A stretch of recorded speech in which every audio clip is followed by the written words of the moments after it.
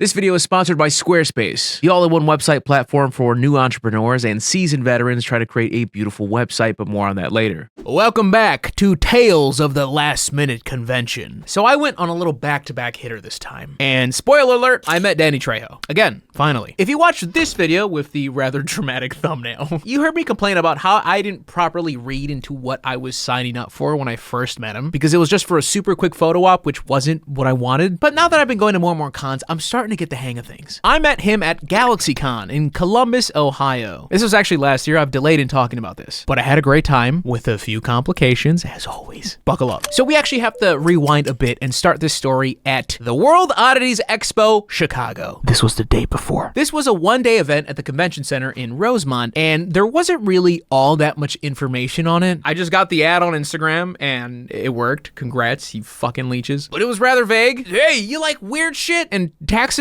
Yeah, I like, not so much the second one, no. But regardless, I decided to go. I feel like I'm always in the market to buy some weird decorative shit, and I was also thinking of possible Christmas gifts at the time. So immediately, my one big complaint. Walking to the convention center, I noticed, oh, there's a couple furries here. I wonder if they're like a demographic of this expo. You know, like taxidermy, animals, furries. Bit of a loose bridge there, but maybe? Until my eyes connected with the very large screen that said, Midwest Fur Fest, happening now. Oh, I see. And I turn the corner closer to the entrance, and all I see is furries. And my dumbass is walking, fighting imaginary furry allegations in my head. I respect what you guys do, but I'm here for the dead rats, thank you. I finally walk into the convention center, and I've been to this exact convention center a couple of times for different cons, and nobody has shown up and shown out like the furries. Place is fucking packed. Feels like I'm in a VR chat lobby. This guy's got like a makeshift ambulance set up. This guy's got a boombox. These guys are doing yoga. These guys are on the floor like they're looking at the stars.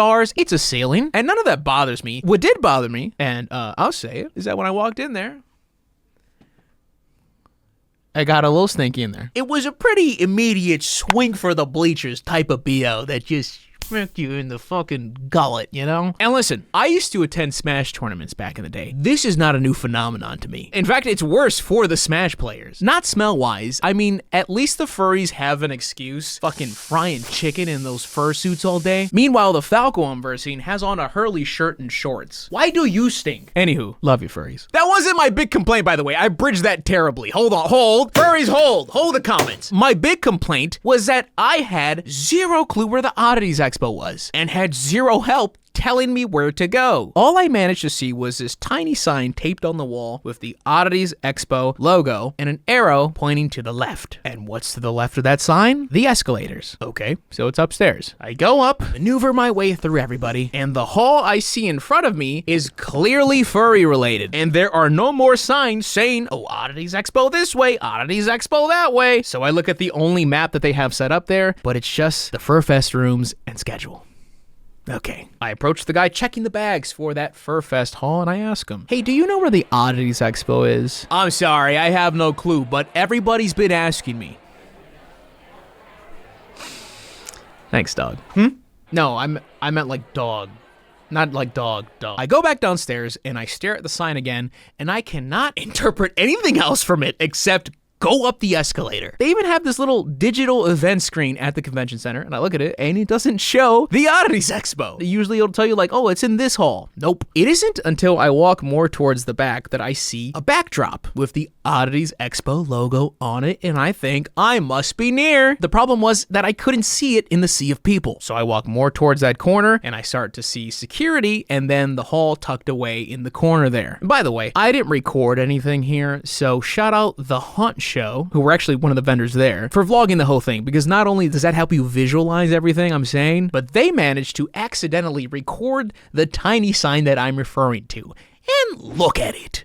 Look! It's tiny, I wasn't exaggerating. And it's pointing to the left. And what's to the left? The fucking escalators. What else was I supposed to interpret from that? And no offense to the security, by the way, I walked right in. Nobody checked my ticket. I think you needed a stamped hand to get in. But I just walked in confidently, not even trying them like that, but no one was saying anything to me, so I was like, okay. in I go. This expo is interesting. Taxidermy, your regular artist alley type beat, crystals, black magic, at least that's what I kept thinking in my head, jewelry. Someone was selling like space music CDs. I don't know. There's a stage all the way in the back running various shows, rather small audience every time I looked over. I think at one point they were doing magic. I was there on very little sleep, so I was fading by the hour. But the nice part was meeting some people who actually watched the channel. Attendees and vendors gave me some cool shit for free, which was super nice of them. I even met somebody who has edited for me, so that was really cool. And I bought a ton of shit. I will say, taxidermy art, it can be beautiful. There were like these deers carved into with this whole mini landscape there, and then there's like dead rats inside of that. But I still feel like a little weird about it because these aren't fake animals. Like, I'm not putting this up in the bathroom. It's nice to look at, probably not going to my home, although dead butterflies are free game. Now, my flight to Ohio was that very night because I was already right by the airport. So, boom, landed in Ohio, go to bed, and the next day was going to be the last day of Galaxycon. Massive con, firstly. I was a bit overwhelmed at how to even tackle this one. I shouted him out in the Days of the Dead recap, I think, but the only reason I came to this con was because I saw Adam's Art Box on IG, an artist I met at Days of the Dead, post that he was selling here as well. Otherwise, I would have never even have heard of this con. But I saw his post and I was like, I'm free. Fuck it. So I kind of immediately went to go find his stand and say, thank you. You're the reason I'm here. And just saying what's up too. Him and his wife, Callie, are very nice people. Buy his art. Danny was off in the corner by the meet and greet tables. And sometimes I've had the thought that maybe I big up Danny too much. Like, do people really still mess with Danny like that? Yes. Spoiler alert, yes. More than I even realize sometimes. His meet and greet table, as far as I saw, was the longest line when I went to go wait in it. Kinda wasn't even close. Danny on top? Question mark? Fine boom? So I finally scooch up in the line, right? And I pick out an autograph and I pay for a photo as well. And I get up and any plan on what I had to tell him went out the window. I froze. I suck. I still need to work on that. His son's helping him out with everything and taking photos, which was really cool. But when I'm face to face with him, I end up just babbling about how I really like the movie Dusk Till Dawn, how it's one of my favorite movies. And Danny pauses, looks up at his son, and he says, yeah, you know, that's one of mine too. What else can you say to what I said? I actually talked about this with Adam from Adam's Art Box. You determine your meet and greet experience for the most part. It's not on the celebrity to dance around and strike up conversation for you. If you want to talk about this or you're seeking this experience, you have to lob that up and hope they slam it down. But I really liked meeting Danny. He seems like such a genuine dude. And watching him interact with various characters online, you saw his energy go up, and then he'll go neutral, and then he'll go back up. And he was feeding off the other person's energy, even though I technically fumbled on paper. I was happy meeting him again, and the part I kept telling everybody when I would tell this story was, after the photo, I started to let go of our dap, and then he pulled me back in a little bit. And he turned to me and he said, remember, and I leaned in closer, mysteries unearthed every Friday, 9 o'clock on the History Channel. I'll set the alarm, Daddy. Thanks for letting me know. What a legend. It's a new show that was coming out that he's hosting. I thought he was gonna like give me some words of wisdom on the way. Remember, mysteries are only mysteries when you don't confront them. I was like, yo, fucking Danny changed my life, baby. But no, he just turned into a commercial. I love it. You know what? Now that I think about it, today's sponsor is Squarespace. I've had some unreleased merch I've been trying to get rid of for a very long time. I gave away a bunch of it for free on stream to offload some of it. And to do that, I had to learn a lot. I had to do a lot, and I had to lose a lot of money in the process. Squarespace website not only lets me sell the rest of these goodies, but they now will handle the payments for me while giving my customers the most popular payment methods. I no longer have to manually keep track of everything. Huzzah! The design intelligence not only helps you create a good-looking site, but it simplifies the process so much. I could spend so much time fiddling with more and more details on the site because the ceiling is kind of insane. I barely scratched the surface on what you can all do. I'm just happy my site is actually live right now. Lost-gg.com for the Lost Collection. Squarespace also helped guide me to buy a domain name. I mean, with the tools given to me, you might think I actually know what I'm doing. Squarespace is carrying this partnership right now. And I'm being very serious when I say I am so excited to offload this merch. Please, it has been sat in my house for far too long right now. Squarespace gave me a second chance at life. So I think it's only fair that you head to squarespace.com for a free trial. And when you're ready to launch, go to squarespace.com/MrGDubs to get 10% off your first purchase of a website or domain. And thank you, Squarespace. for sponsoring this video. Also, when I was talking to somebody about telling them that I wanted to meet Danny, they were like, oh yeah, dude, I want to meet him too. I want to see if he'll take a shot with me. A shot of what? I don't know, like tequila? Oh, yeah. Yeah, I think Danny's been sober for like 50 plus years. Oh, really? Yeah, he used to have a pretty bad alcohol problem, and he picks up sobriety like crazy. Oh.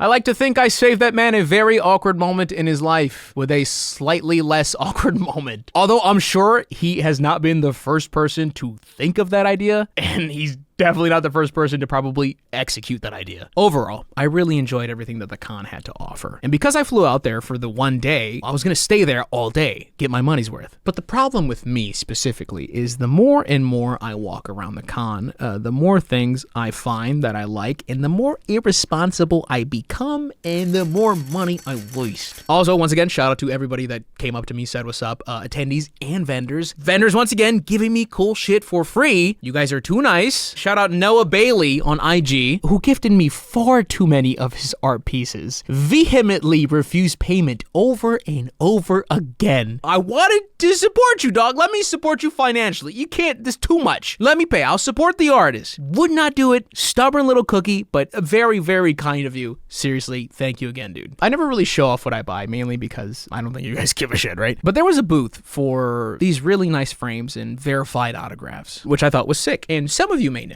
that I love Anne Hathaway. In fact, this was actually the first booth that I gravitated to when I first got there, and I saw a frame of Anne Hathaway and one that she signed. I thought in my head, it would be insane to buy you right now, but in due time, I'll come find you. And once I made my way back to it later in the day, I noticed a peculiar gap in the showcase, and I went up to the guy at the booth.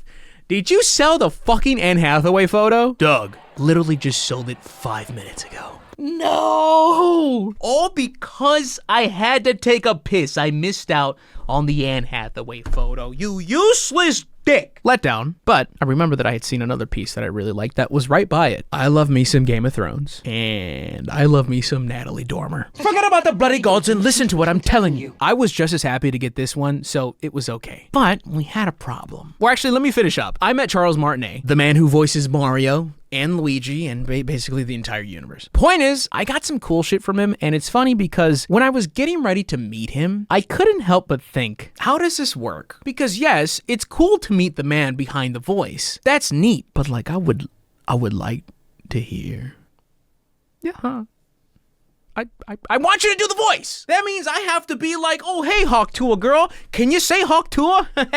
That sounds horrible. It just seems like that would be weird, but I don't know. I haven't had the experience or had to ask, and that remains true because what Charles did was he greeted me normally, and then as he was signing and doing all his cute little doodles and scribbles that he does on his autographs, he was murmuring Mario lines. It's a me, Mario.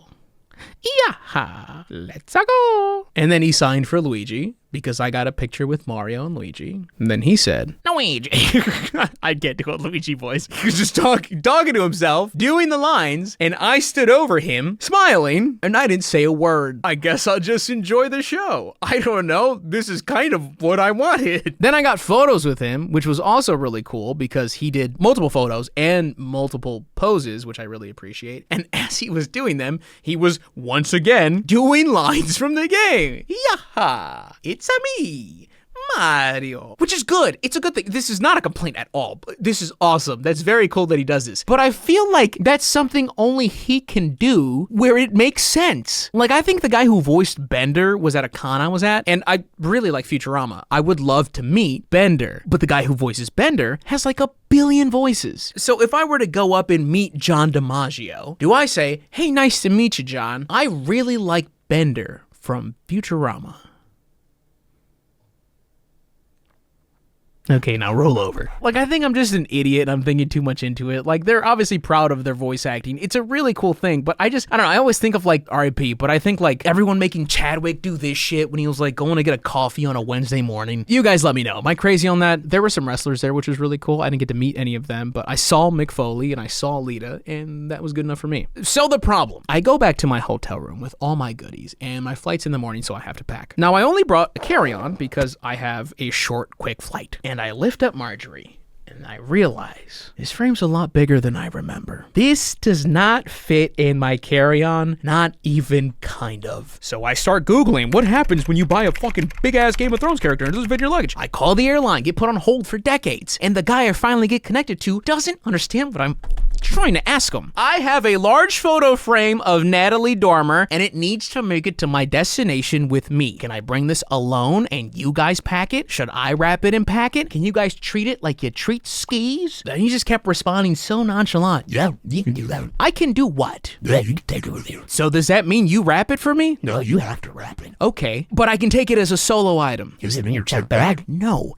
it is a solo frame outside of bag. It is bagless. He helped me answer 0 questions. The way he made it sound, I could not do that. So I had to think outside the box. It's late, by the way. Things are closing, and I don't have a vehicle with me. So I turn to DoorDash. To get some halal? No, you fool. I need to purchase a larger luggage. And there's one Walmart that's still open that's kind of nearby. And holy shit, while searching it, luggage comes up on the app. And I'm trying to visualize what the largest luggage is available on the app because I'm not reading the numbers. I put the order in for the largest one that I think, and also a small fluffy blanket because Marjorie's gonna need some protection.